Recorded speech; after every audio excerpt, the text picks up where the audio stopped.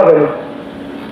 যে দুজনে আলোচনা করবো দুজনে কি জান্নাতি, একই রকম জান্নাত, একই রকম সবকিছু।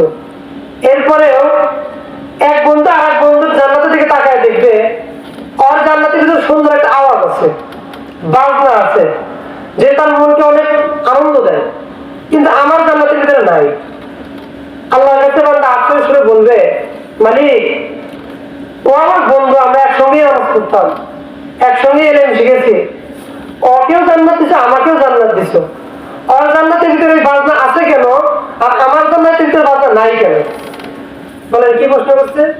ওর জান্নাতে বাজনা আছে কেন আর আমার জান্নাতে এই বাজনা নাই কেন? আল্লাহ বলতেছেন, তোমাদের দুজনের জন্ম একই সময়, মৃত্যু একই সময়, আমল একই, তফাৎ কি?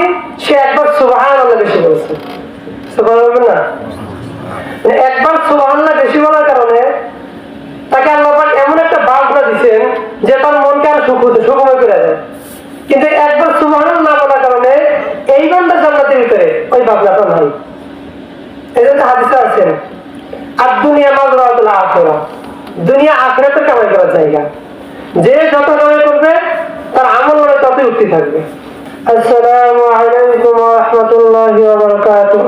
ওয়া আলাইকুম সালাম ওয়া রাহমাতুল্লাহি ওয়া বারাকাতুহু। আলহামদুলিল্লাহ